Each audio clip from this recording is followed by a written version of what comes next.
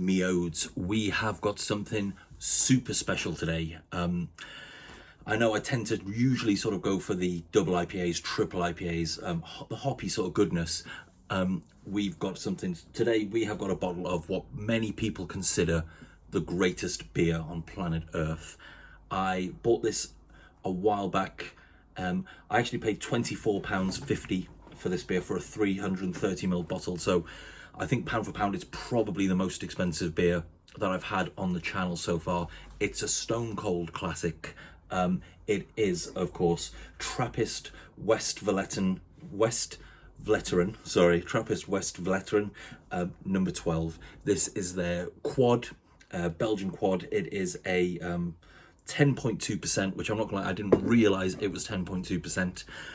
So I am super looking forward to this. So all that being said, it's now time to say it's King Rowie here, the king of craft beer, the king of beer reviews, and a guy that a lot of people have been referring to as the Gilbert Gottfried of beer reviewers. I don't know why they've been referring to me as the Gilbert Gottfried of beer reviewers. I'm certainly not a controversial New York comic who makes inappropriate jokes days after national tragedies.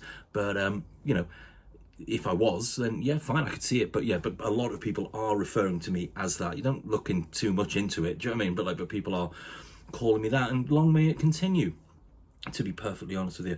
I have actually gone on the St. Sixtus website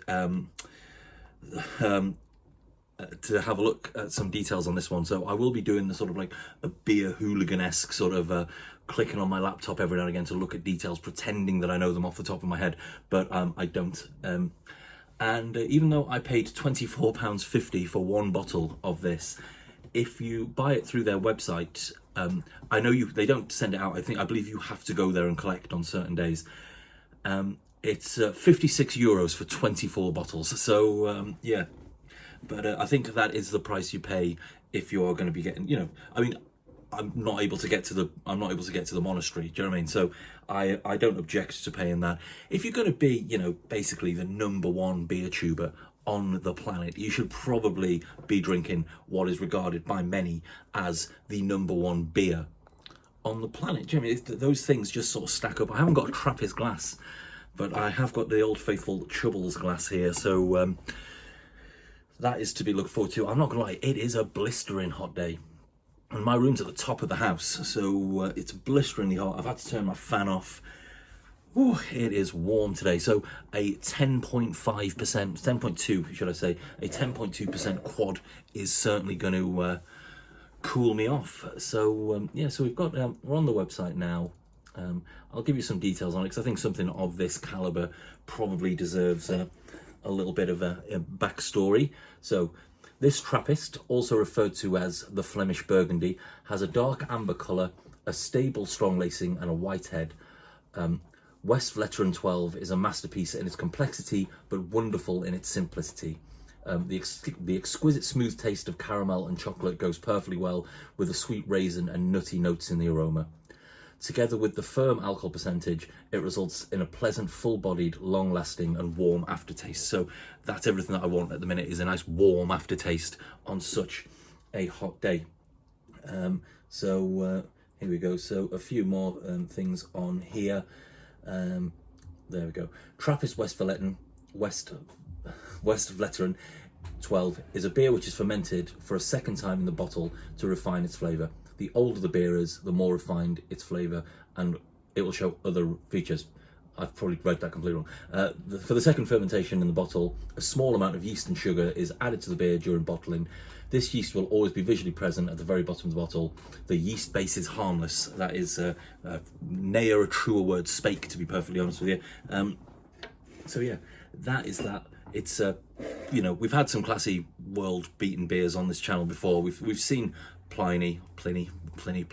We've seen Pliny. We've had Focal Banger. We've had Heady Topper. You know, obviously we're getting Chubbles. We're getting Putty. It's about time for this bad boy to make an appearance. So we're going to get it opened. It's been out the fridge for about 20-30 minutes. It's still got a nice little temperature on it. I've been looking forward to trying this. There are still some on sale in the in Brew Tavern in Nottingham train station. So they do have that in stock. Depending on how much I like it, I might go and buy another bottle and, you know, store it for a few years to see how that lasts.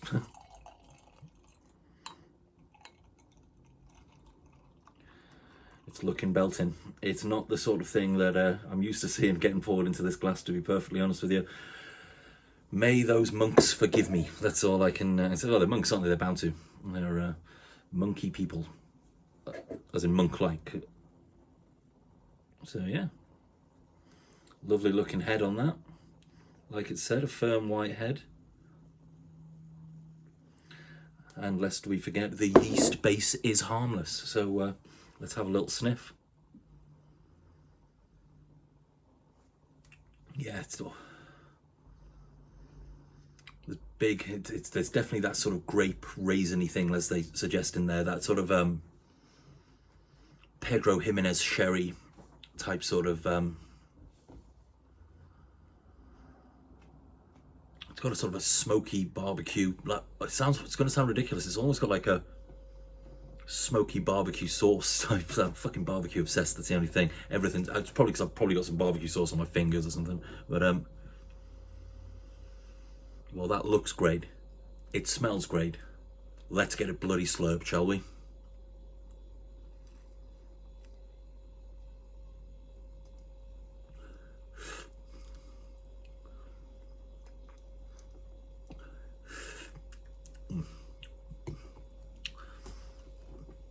That is delicious. That is absolutely fantastic. I can see why people hold this in as high regard as they do. It is just all it is just that sort of again, it's the Pedro Jimenez sherry, that sort of like burnt bonfire toffee.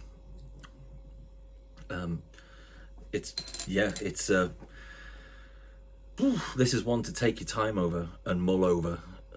This is great. This would be great with a cigar. Do you know, I don't even smoke cigars, but like I want a cigar right now. I want to dip like the end of my cigar into there and like smoke it. So I've got trappist flavored cigars.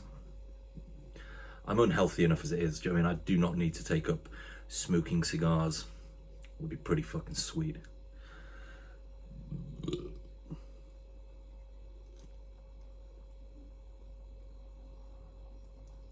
Oh, it is just a world away from what I normally drink. It's just mild. I need a little photo for the gram, because that's what people like in it. They like the gram, which I never ever really update or go on. So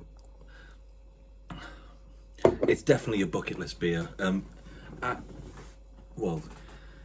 the price, if you can get it from the monastery, obviously that's fucking fantastic. Do you know what I mean? €56 for 24 bottles. That's like for what's considered the greatest beer on the planet by many.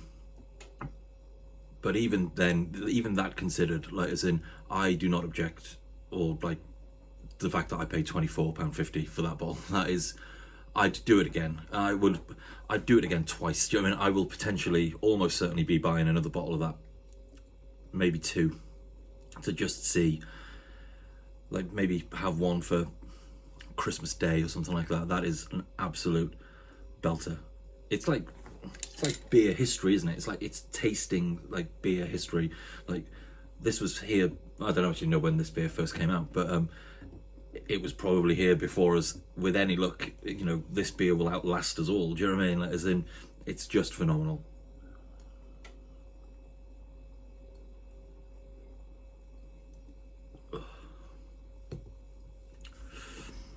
It's like, it's normally with that sort of strength, and when you look at things like that, you bring it up to your mouth expecting it to be really sort of thick and viscous, but it's just so much brown sugar, like I said, bonfire toffee, dates, raisins, caramel.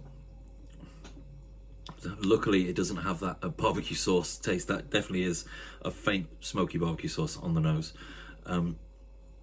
but man, it's absolutely wonderful. People definitely need this in their lives, man. I'm like, yeah, it's like when I've had other sort of these bucket list must try beers that people talk about, you know, like Pliny, whatever. That was a great beer, but it was kind of like,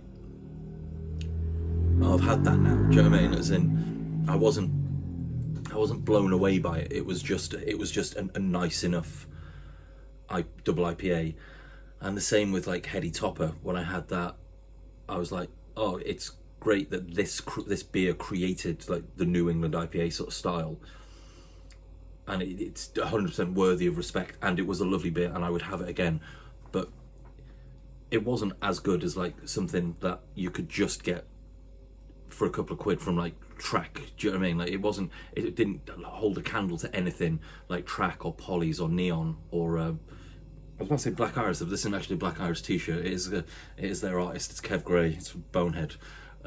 It's a chicken place in Birmingham. But yeah, those beers, they just weren't as good as, you know, modern day iterations of them, but they still are worthy of respect because they, you know, were trailblazers and were outstanding when they came out. But this is just like, I can just see why it stood the test of time, you know, and it's always considered the best beer on, you know, Rate Beer and Untapped. Do you know what I mean? Like,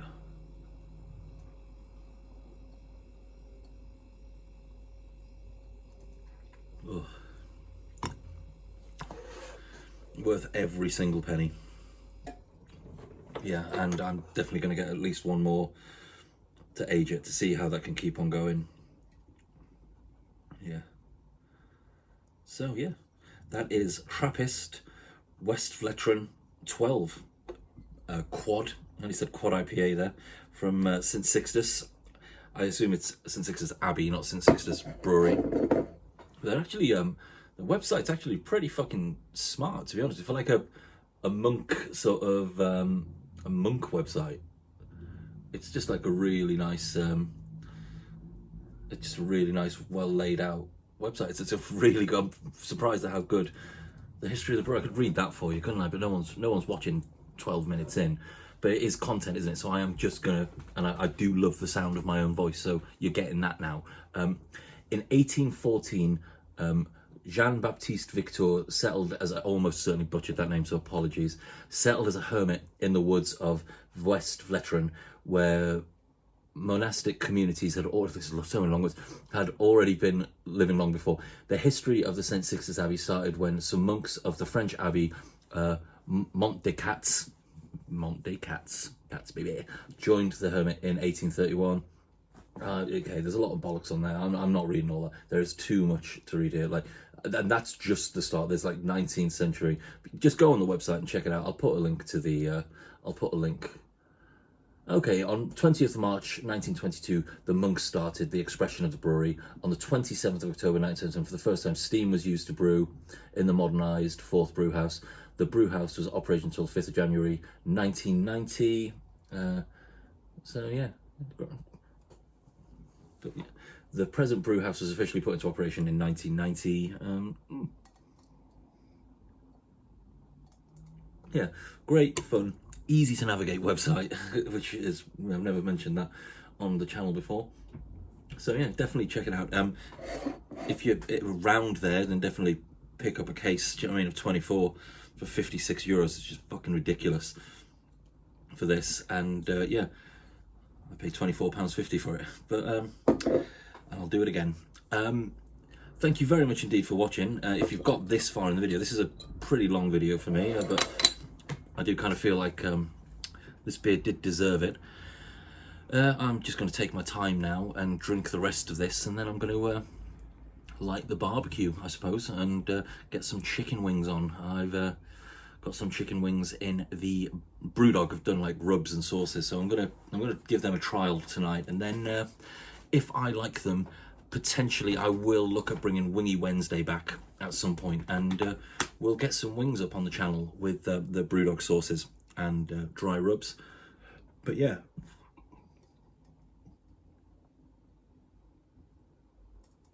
thank you very much indeed for watching. As always, It is super appreciated. If you could be kind enough to give your boy a like and a subscribe, that is always super appreciated. And a comment if you wanted to call me for paying that much money for a single beer, or to correct me for butchering the names of everything.